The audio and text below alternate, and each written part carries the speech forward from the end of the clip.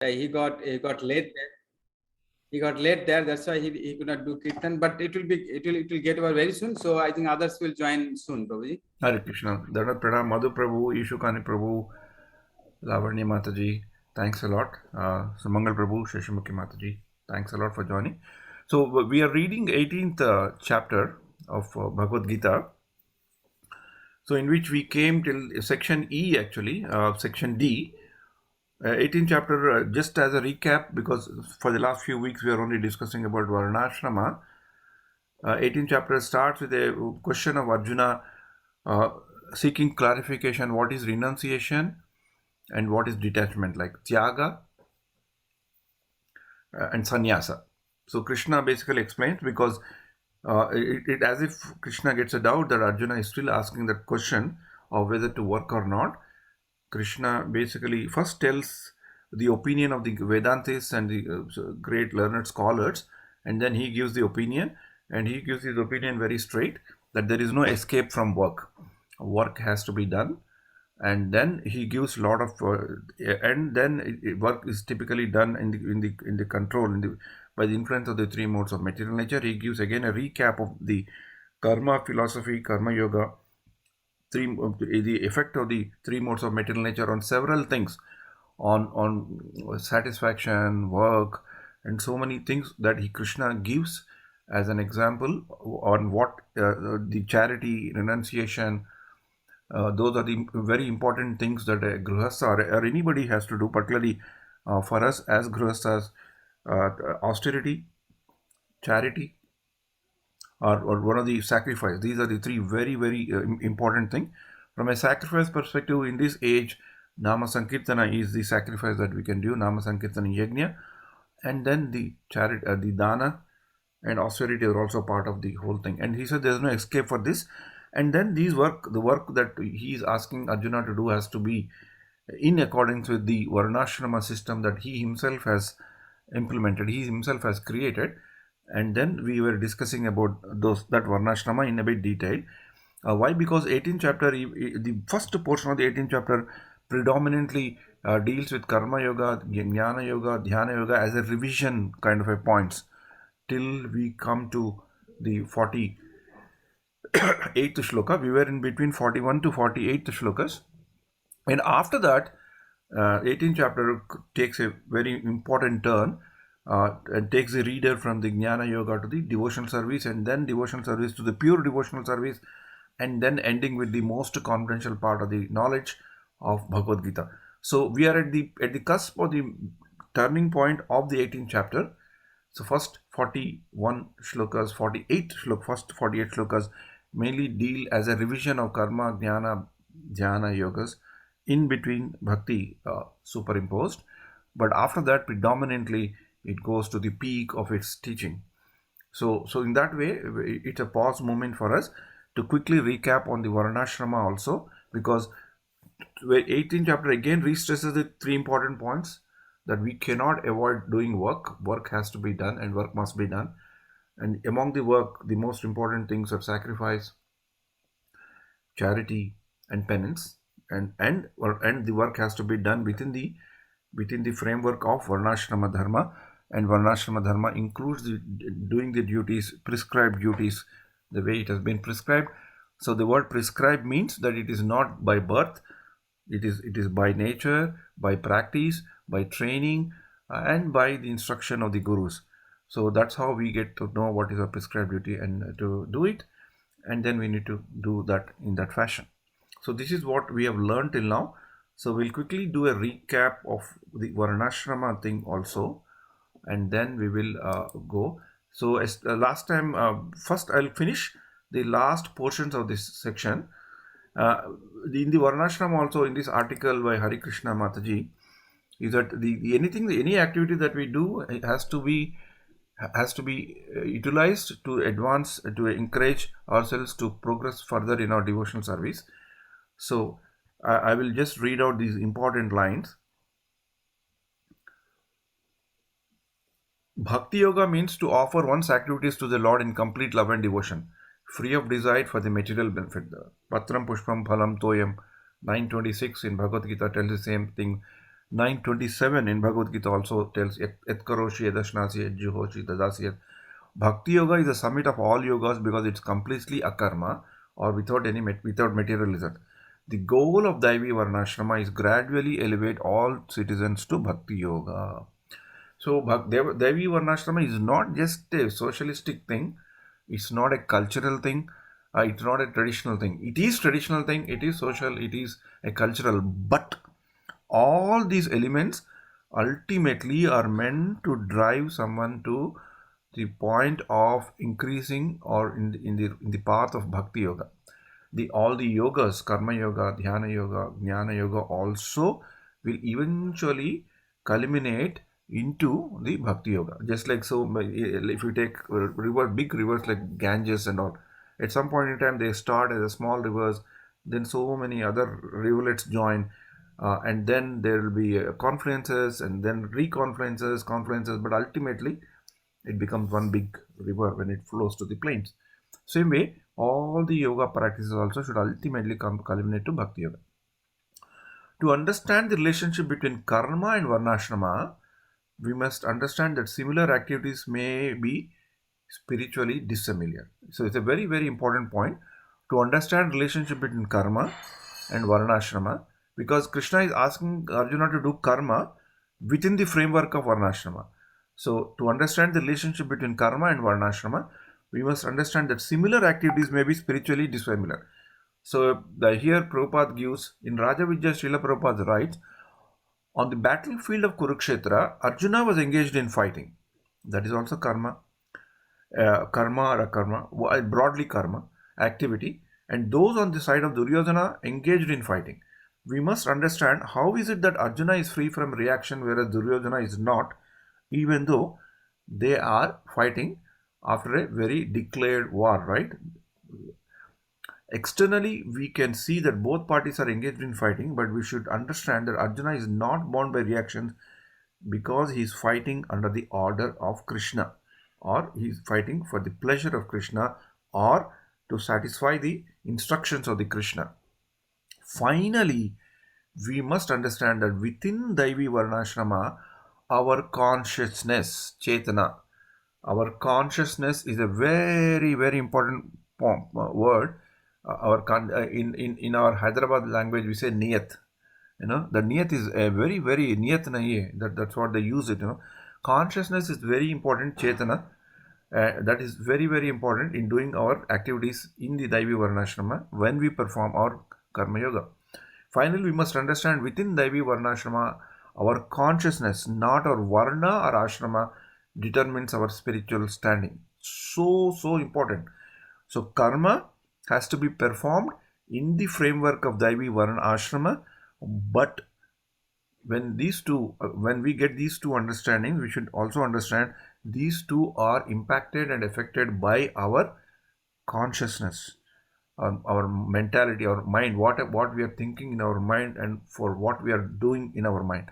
That's very important.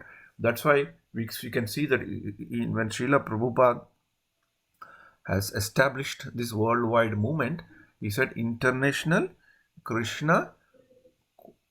Society for Krishna Consciousness. So he didn't say that International Society for Krishna Bhakti. He didn't say that International Society of Krishna Jnana.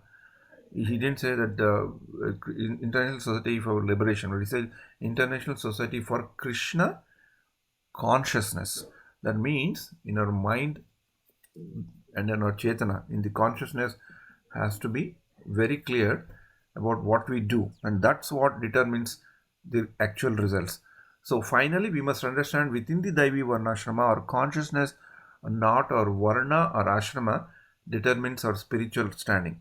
Srila Prabhupada wrote to a disciple, Krishna says in the Bhagavad Gita that anyone who surrenders unto me, whether woman, Shudra, Vaishya, etc., they all attain the highest perfection of Bhakti Yoga. And now not that now I am Grihastha, I am doing Karma Yoga, now I am Vanaprastha, I am doing Sankhya Yoga. This is all nonsense. So, if you surrender to Krishna, if your consciousness is proper, in whichever Varna or whichever Ashrama we are there, all of us will be going toward that final goal of increasing our bhakti. And that is the whole purpose of Daivi Varnashrama. Varnashrama is a framework, and Daivi Varnashrama means there's a element of consciousness that is built in, and we have to do our activities within the framework of Varnashrama and within the framework of Daivi Varnashrama, remembering and knowing the importance of the consciousness with which we work. This is very useful even in our material life, right?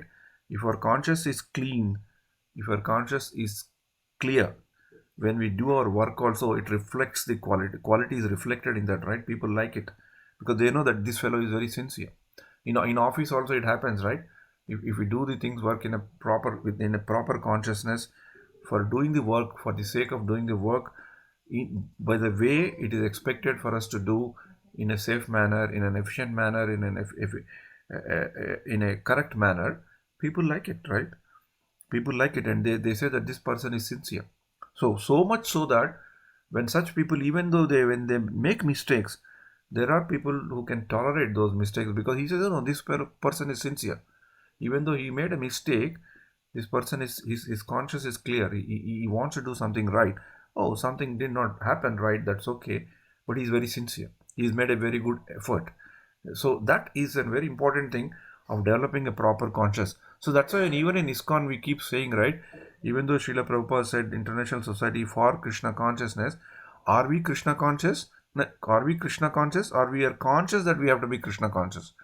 So our first step to become Krishna conscious is that we need to become conscious of Krishna conscious.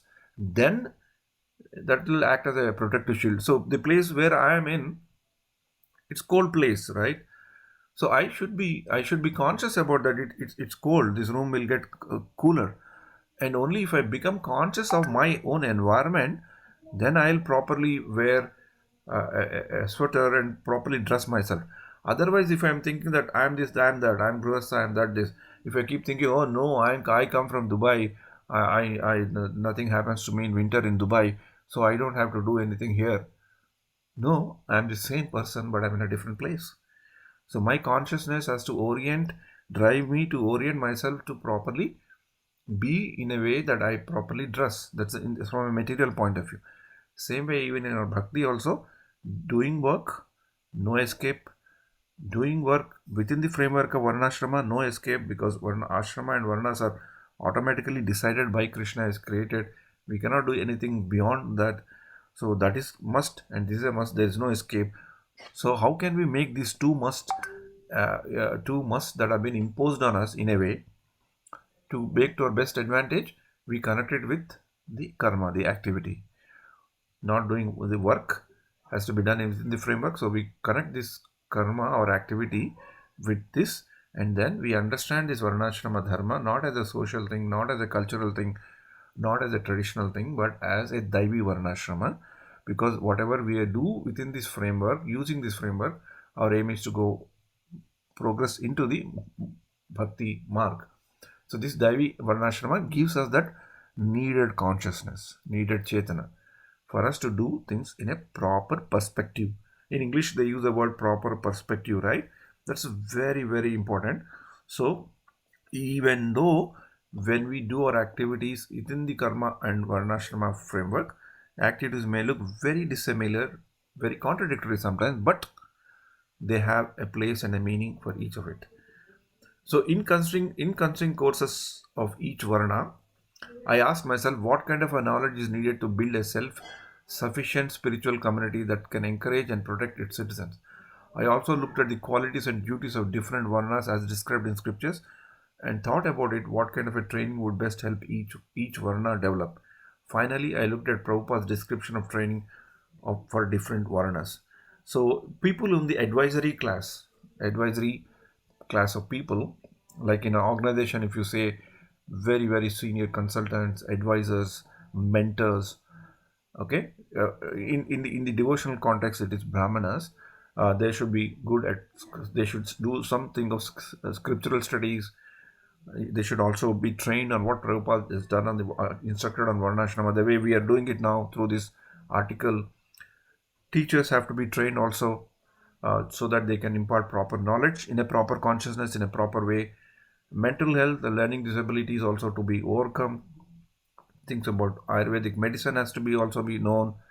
herbal healing kind of a thing, because advisors sometimes have to mentor some people who not only herbal healing, in general healing, because they need to take a position of a mentors. So they need to they will be uh, getting an opportunities to serve the communities, to resolve some conflicts, resolve some issues within the members.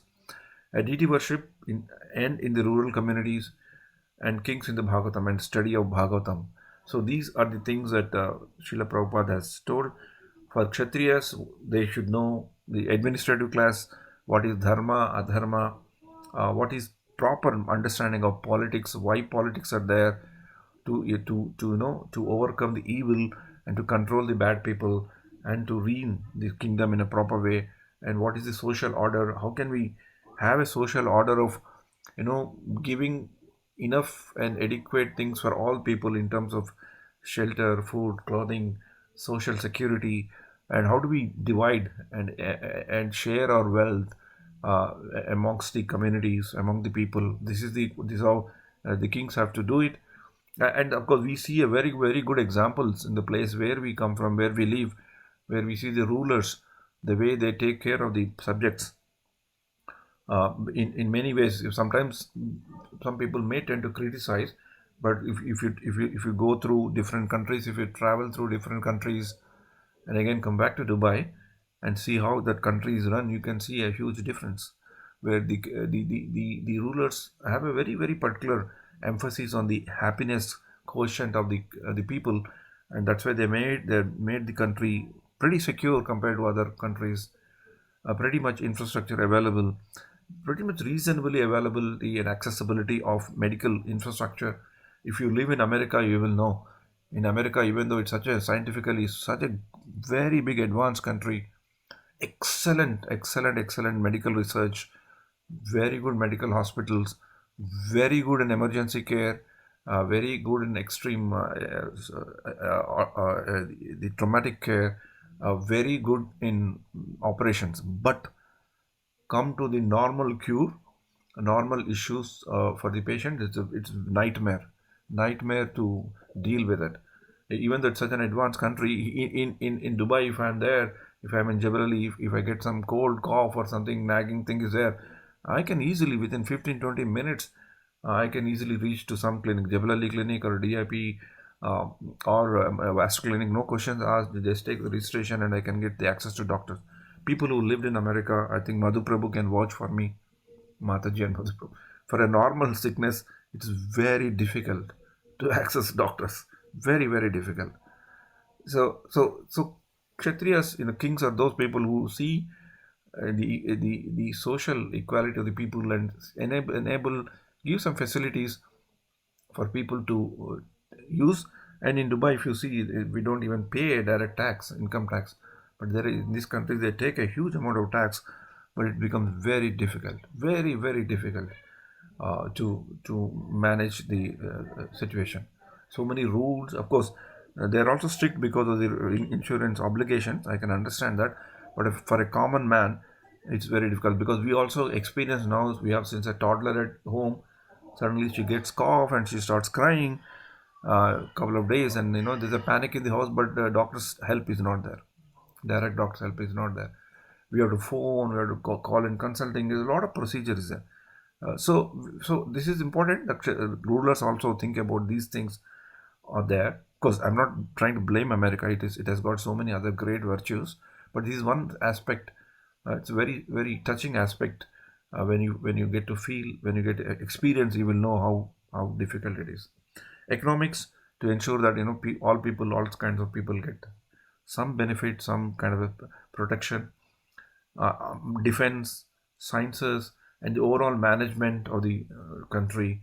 And of course, while doing all this, also promote and very good devotional atmosphere and give opportunities for people who want to progress in devotional service. Some subjects require further consideration. For example, Prabhupada suggested training in the sciences for Kshatriyas, but science is a broad field. Should Kshatriyas learn nuclear physics or synthetic chemistry, or would agronomy, economy, sanitation, and dairy science be more valuable to a leader of self-sufficient community? This is a subject. Author is posing a question on what kind of a science that Kshatriyas administrators have to learn.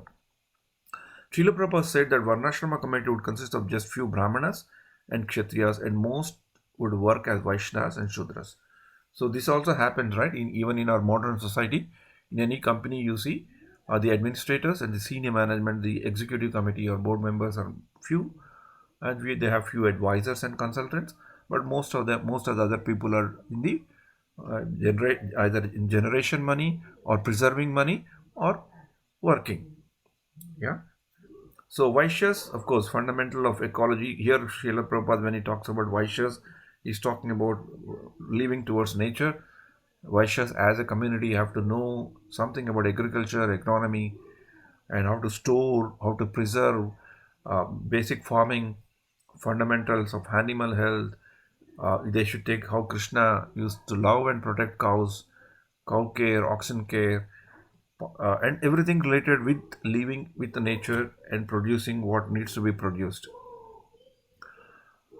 Since those working in the Shudra Varna support the other members of society, their curriculum would be to need to be accordingly broad. Many courses would emphasize hands-on instruction, built-in expertise. For Shudras, like artisans, Shudras are also called artisans or workers. Prabhupada recommended so many things in the self-sustained communities, technical drawings, design, woodworking, blacksmithing, so many so that people would get uh, trained so that self communities can be built. Madhu Prabhu has asked a question, uh, uh, is consciousness same as awareness? Awareness is the first step, Prabhu, to the consciousness. Awareness leads us to the consciousness. Awareness is only with respect to knowledge. The matured awareness in a practical, applicable form is consciousness. Because if you are just aware, you may not be able to do a corrective action. Being aware that it's a cold country will only help me to some extent that I'm aware. But being conscious that I'm hit with cold, that I need a warm clothing is consciousness. So awareness is a matured level of feeling that awareness through a proper intellect and mind. That is consciousness. I hope I've answered your question, bro. And of course, Prabhu, performance arts for preaching, visual. So many things are there. These are all Prabhupada's dreams, and in putting the Varnashrama. And then we can. Author also says there should be a mechanisms to develop these trainings in self-sufficient skills, and institutes like Mayapur Institute, Govardhan Eco Village, and so many other 60 plus the self-sufficient farms across the globe are a proof of this. For this, they're basically training people on how to get these skills developed. Of course, for us, because most of us living in Dubai, we all generally form into the class of Shudras, working men, because artisans are a skilled employees. We have our own skills that we work, and we generate some money, we get some money. With that money, and within the communities, we also participate in devotional services, devotional help, devotional care, and that's how we progress in the devotional within the framework of this. And there's nothing wrong to be called as Shudra, because we are actually Shudras. I know I cannot say that I'm in a very senior position in a very multi-global organization, the biggest non-oil company of this UAE, which contributes 9% of GDP or whatever it is. No. Even whatever I am, I'm a Shudra. There's nothing like we say that I am this, but whatever is there, we are in the Shudra class of community. However, thanks to Daivi Varnashrama system and thanks the way Srila Prabhupada has revealed as Daivi Varnashrama system, in whichever Varna or whichever ashram we are there, we can still practice devotional service as intensely as any other ashram. So if I'm in Grihastha ashram and if I'm the Sudra, if I'm doing the work of Shudra, still have opportunities. If I'm in Vanaprastha in some other ashram, still have the opportunities. Opportunities are plenty. This is the greatness of the society that Srila Prabhupada has created, has conceived, and he has given us as a as like Vasant Prabhu's favorite word, like spoon feeding. He has given everything for us to just take and enjoy. So that's how we should understand about Varnashrama. Why this Varnashrama is we are talking so much in the 18th chapter, because Krishna says you have to work within the framework of the Varnashrama, knowing your prescribed duties and understanding that it is not by birth, by character, by practice, by training, by interest. You have to do it, and you have to do it in the consciousness of serving the Lord and increasing our bhakti. So after telling this about Varnashrama, Krishna now goes to another higher topic of devotion and pure devotion. So before going to this, since we have discussed this for several weeks, I want to quickly deal with those different kinds of Varnashrama that are there, and then we'll jump into for the rest of the time.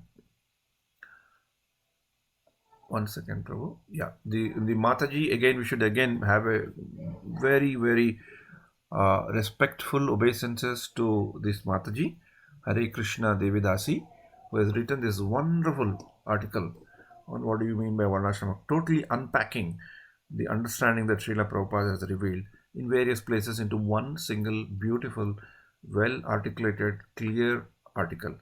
Okay, so we have spontaneous Varnashrama, which we discussed with the professors in Russia. That means by natural society, the way it is done. Administrators, advisors, consultants, administrators, protectors, politicians, mercantile community who generate money and preserve money, and then people who work with their skills to generate the money or help those who generate the money by taking the employment. And materialistic Varnasrama is that Varnashrama is there, the people follow, but they don't understand that it is meant for pleasing the Lord, but they think that they can use this, or they get into that situation where they do it for their own self enjoyment. The original Varnashrama is a Varnashrama that what we follow as Devi Varnashrama, the four classes of system that are based on, that is meant for spiritual development, spiritual advancement, in whichever ashrama, whichever Varna is there. And that is, so Devi Ashrama is the ashrama that Srila Prabhupada has conceptualized. In Prabhupada's Varnashrama, he gives a very detailed description of that in 9th chapter, 10th canto, when he talks about, I think, Rama Charitra, when he talks about Rama thing. And Srila Prabhupada very clearly gives Varnashrama is not determined by the birth, it is typically living with nature.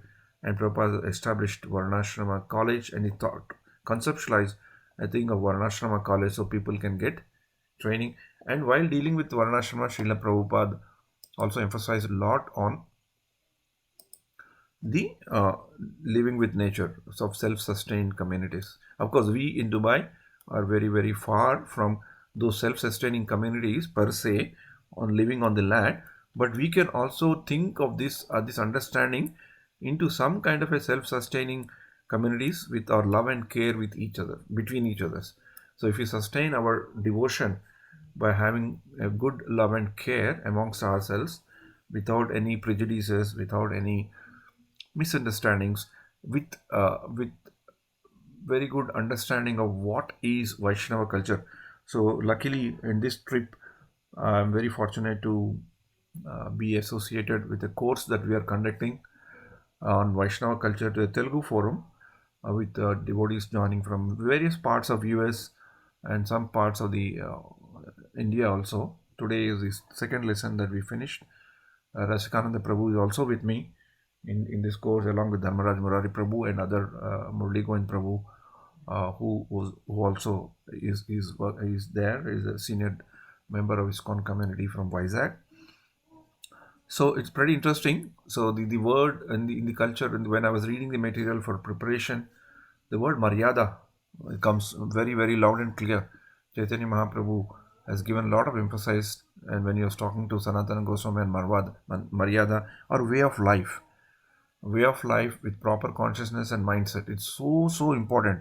Unless that is there, we cannot think of a culture which defines our way of life, the way we deal with people, is reflected in our maryada, in our behavior, in our dealings with others. So the whole course basically goes through in that mold on various aspects which help us to develop that maryada palana and maryada rakshana, how to follow maryada and how to preserve maryada, so that we can impress, we can inspire people to join in Krishna consciousness, or we can inspire ourselves to be in Krishna consciousness. And for that, we need to understand these Varnasrama principles of whatever we do should be for the satisfaction of the Lord. We may not be in the strictest sense technically be able to apply what Srila Prabhupada has all done, because we are far away from our homelands, and most of us are very city dwelt people, not much understanding or not having an opportunity to be in villages where we do real self-sustaining communities.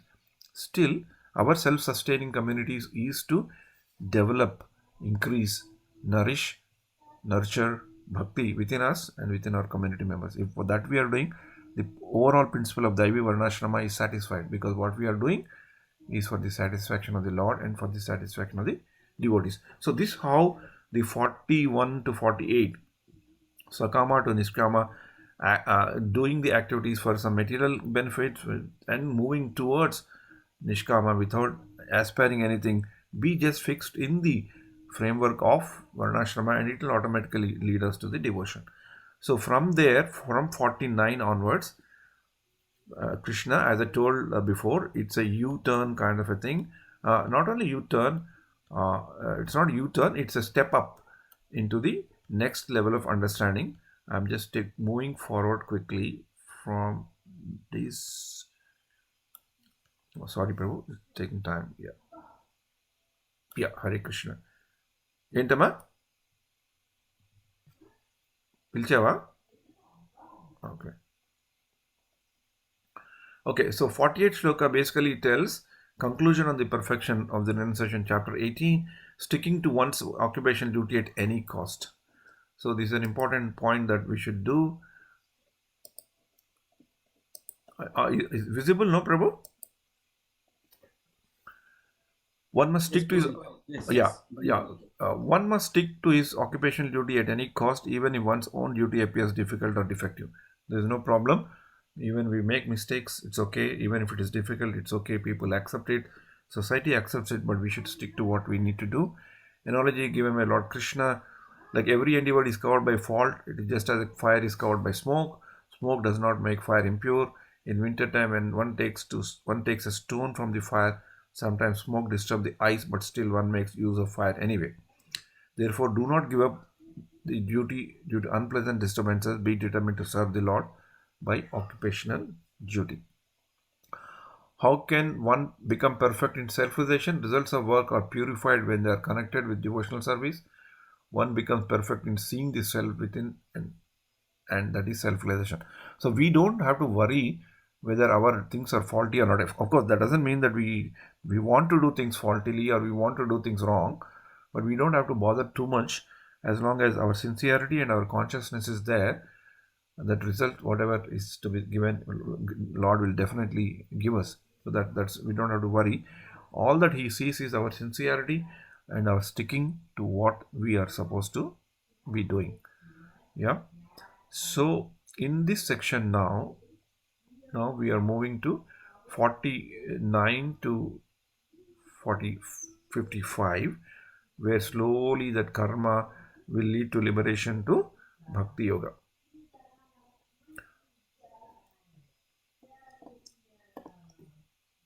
So in the text 49, we'll quickly read the text 49. One second, Prabhu. I'll open it. One second, Prabhu. I'll just my wife is singing a lullaby to my granddaughter. If I keep listening to that, I'll fall asleep. Just hold on.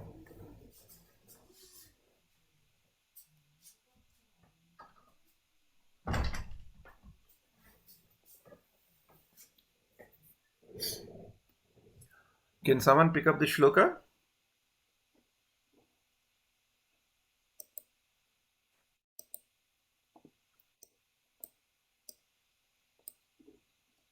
Hare Krishna, Prabhu. 1849, Prabhu. Yes. One second. It is here, no? It's on the screen, right? We are unable to see, Prabhu. Huh?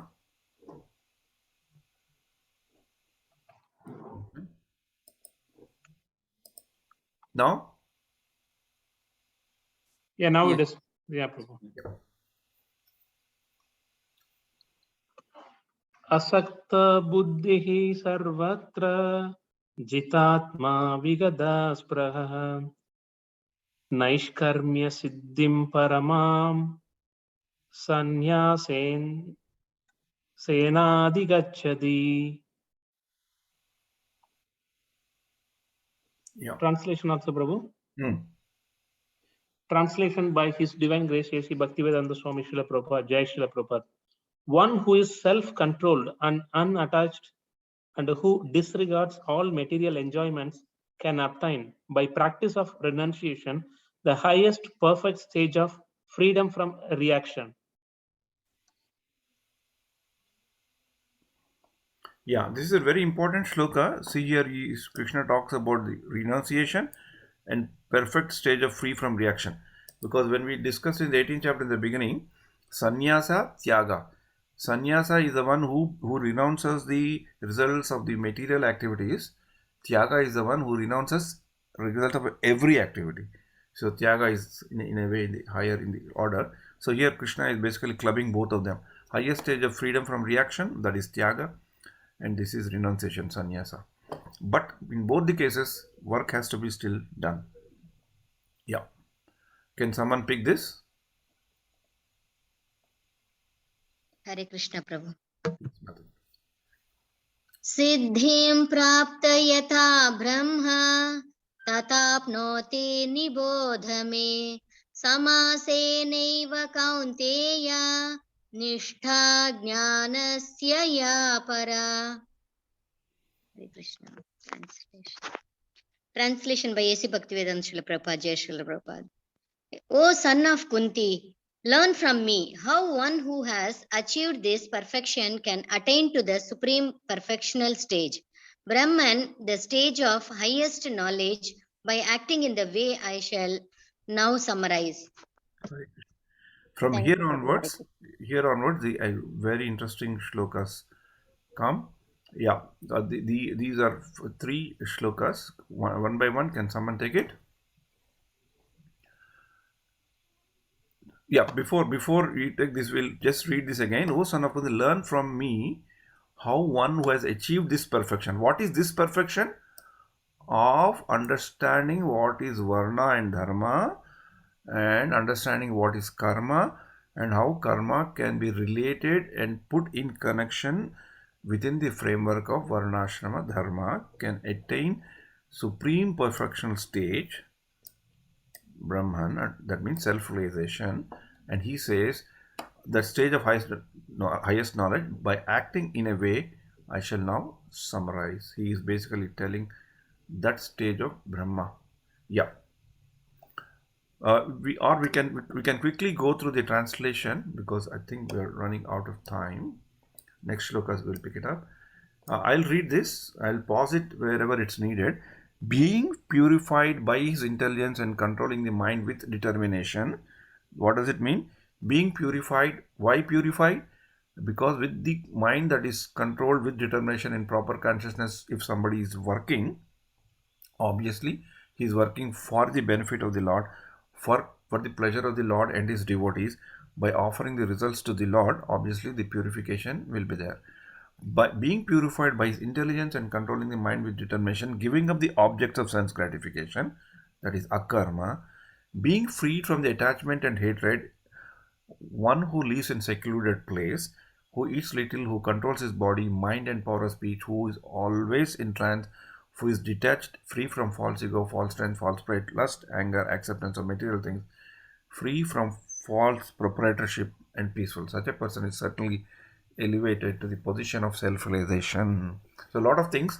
So here you can get the glimpse of some activities of the sixth chapter of Dhyana Yoga, on how to do and how to meditate and how to remember the Lord, and also glimpses of the chapter of demonic and divine and demonic qualities.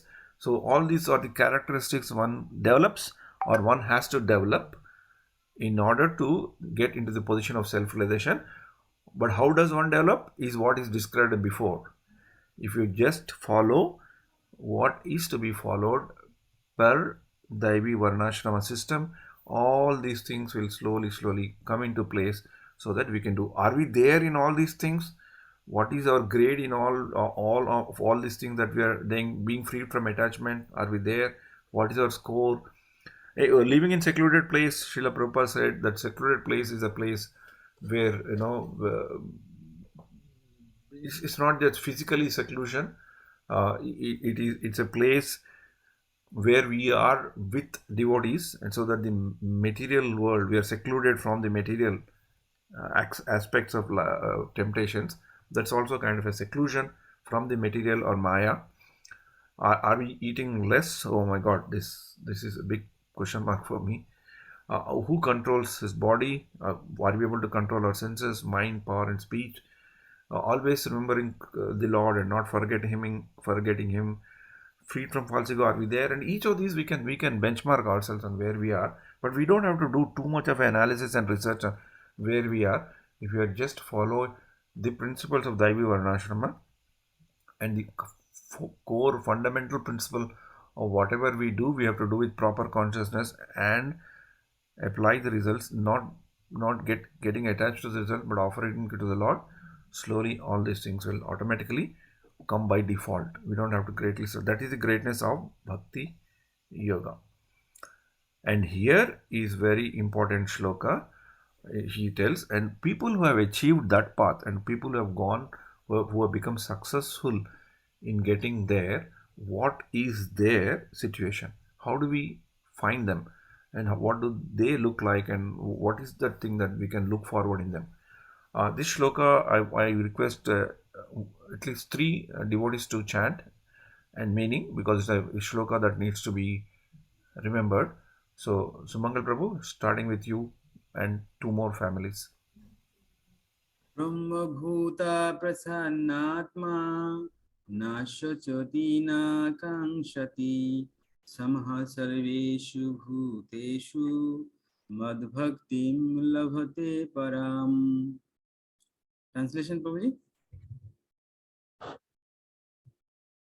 Translation by His Divine Grace Sri Bhaktivedanta Srila Prabhupada. Jai Srila Prabhupada. On who is thus transcendentally situated at once realizes the Supreme Brahman and becomes fully joyful. He never laments or desires to have anything. He is equally disposed towards every living entity. In that state, he attains pure devotional service unto me. Very well. Very nice. Prabhuji, you are mute, Prabhuji. Prabhuji, you are mute. Yeah. So, any other devotee wants to take it up? We'll have. Just before any other devotee takes up, like 1814 is what we all are trying to by heart, the shloka.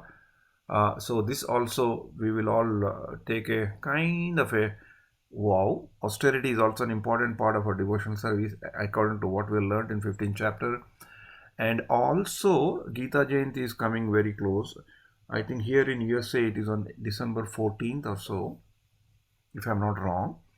So we'll all take a small kind of a vow that before December 14th, if devotees who have not known the shloka, they can by heart. If devotees who know the shloka by heart before, will more dwell into the meaning and understand it more. So we'll try to do that kind of small vow.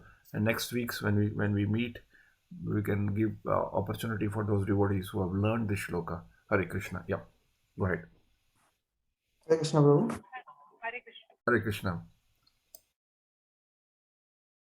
ब्रह्मभूत प्रसन्नात्मा न शोचति न कांक्षति समा सर्वेषु भूतेषु मद्भक्तिं लभते पराम. So translation by Srila Prabhupada. One who is thus transcendently situated at once realizes the Supreme Brahman and becomes fully joyful. He never laments or desires to have anything. He is equally disposed toward every living entity. In that state, he attained pure devotional service unto me. Hare Krishna Prabhu. Yeah, one more devotee. Yes. Hare Krishna Prabhu. Yep. Brahmabhuta prasannatma na sochati na kankshati samasarveshu bhuteshu Madbhaktim lavate param. Translation by Srila Prabhupada, Jai Srila Prabhupada. One who is thus transcendently situated at once realizes the supreme Brahman and becomes fully joyful. He never laments or desires to have anything. He is equally disposed towards every living entity. In that state, he attains pure devotional service unto me. Hare Krishna. Here he's given introduction about the stage of Brahman. It's interesting that I think Bindu Madhav Mataji has read this, right? The shloka now. Yes, Prabhuji. Yes, Yeah. Prabhu. Yes. I still remember quite some time back, she had a question on Brahman thing. We had a small discussion also in one of the satsangs we used to meet. Yeah. So you should understand that, sometimes we tend to misunderstand sometimes. Brahman means we keep hearing that whoever has gone to Brahma Jyoti falls down, falls down. But that is also a very exaltedly elevated position. The fact that one may fall down is a different story, but to attain that stage is something extraordinary and great. Not all people can do it. Very highly self-realized soul who have perfected the art of meditation and completely dwelling about the Lord only can go there. Of course, in our understanding, there's something beyond that also is there. That's a different story. But people who have gone or who are endeavoring to go to that platform are not to be ridiculed, because they are also very, very elevated souls. And in purports of Srila Prabhupada, we also see that appreciation about them. Again, I repeat, just because there's a chance to fall down doesn't make that place bad. Place is great. To go there is great. And once you go there, you'll find, here it is Sri Krishna himself is telling, those people who are in that state of mind are very, very joyful always. So this is very important. And this is also one of the shlokas that Srila Prabhu's father, Mani Prabhu, used to quote amongst the several things in Srimad Bhagavatam. So he had two shlokas that I distinctly remember that he used to quote this shloka, and the chapter in ninth chapter, second shloka, where Susukham Kartum Avyayam. So devotional service has to be performed in joyful manner, and here also used to word joy, because he used to lay a lot of emphasis on few fundamental things in devotional life in our life communities. One is that we have to be joyful.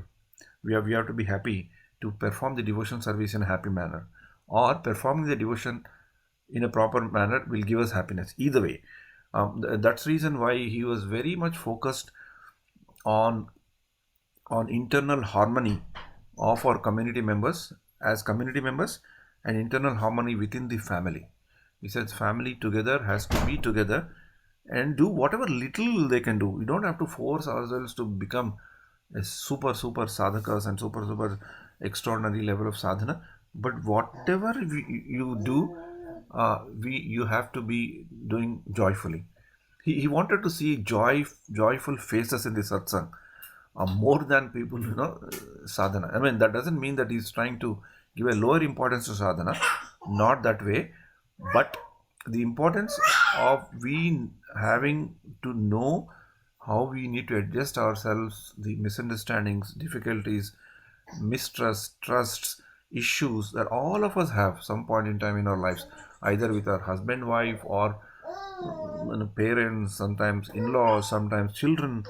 That is the very nature of this material world. But still, if we understand that this is important, that in order to be situated in God conscious and Krishna conscious manner, we have to be somehow create that joy, create that convenience of joy, either consciously or unconsciously. If it comes, it's fine, but we need to make an effort that we have to be joyful. We need to do our duty so that we can preserve the harmony of the house. Maybe sometimes exceptional times we may need to do some compromises on that, but that doesn't matter. To see the long run impact of that, we must do. Sometimes parents have to do some little compromises to get their children into Krishna consciousness. They can't force Krishna consciousness on children. Impossible. That doesn't work. So they have to be accommodated to know the psychology, the hormonal changes, the difficulties the children are going through at a certain age, where they are not able to express themselves. They don't have this, and we are imposing so many rules and regulations on them, and we are measuring on them and then trying to compare with others. these are, and it also happens with husband and wife also, right? Sometimes harmony gets disturbed because wife tends to criticize you and we tends to criticize them, and harmony gets disturbed. But I always remember this thing. Why I remember it more, because I don't know how you are seeing me now.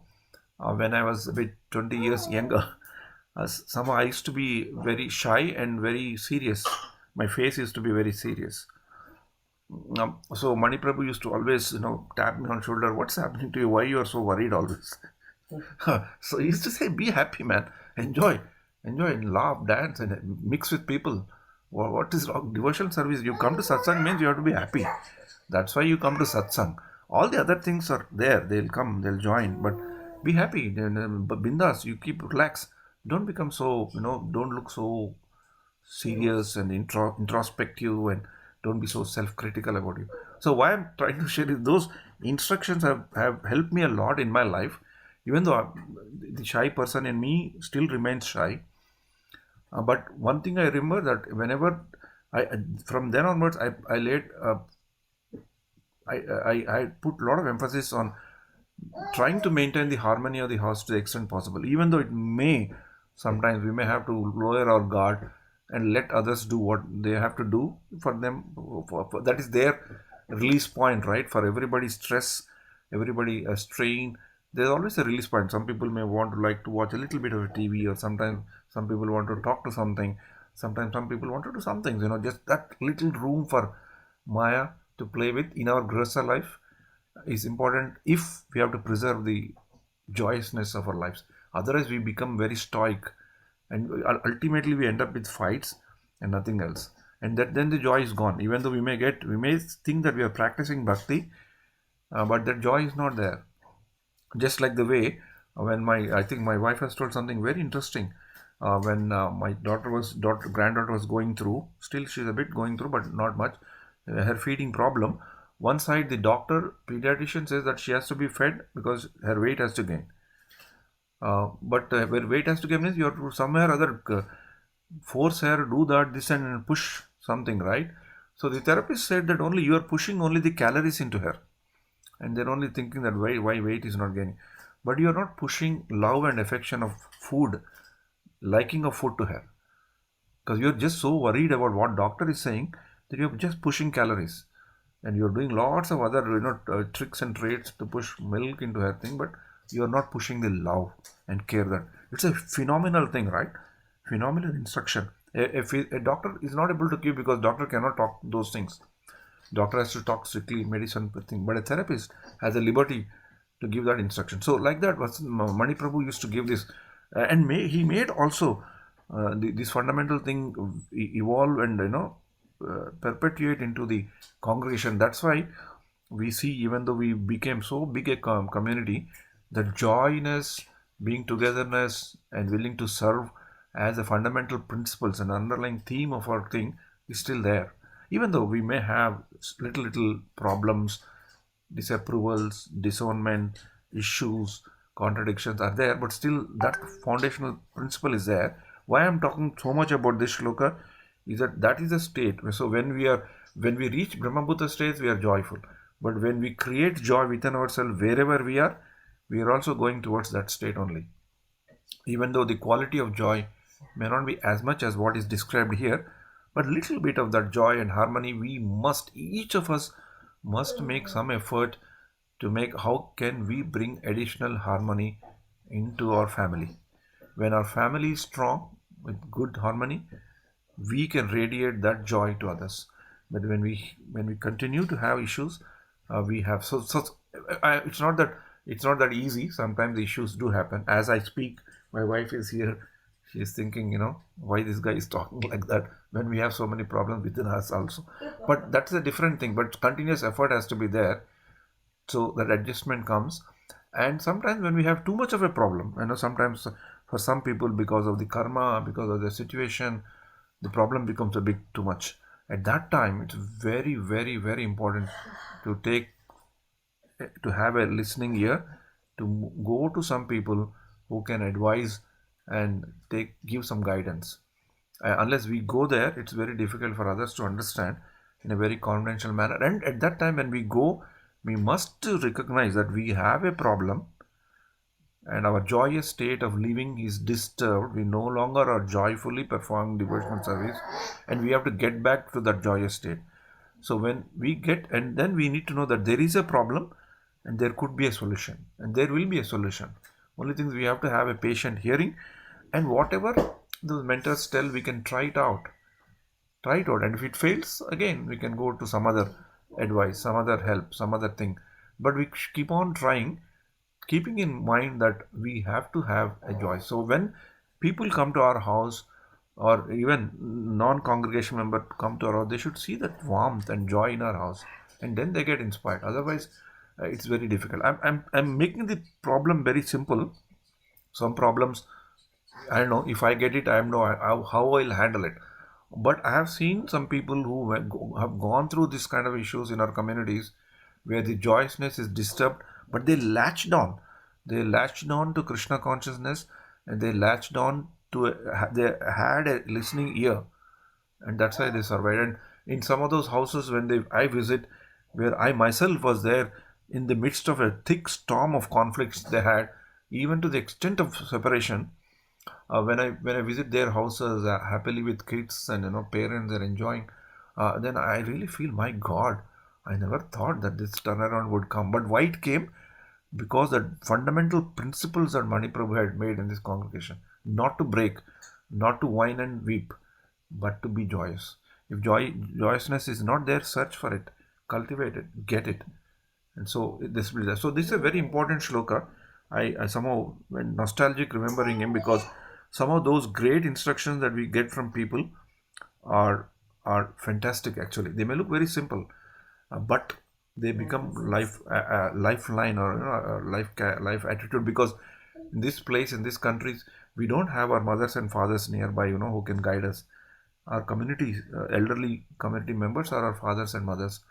They can only guide us, right? So it's very important that I still really admire Maniprabhu for putting that principle in mind. I still feel that tap on my shoulder.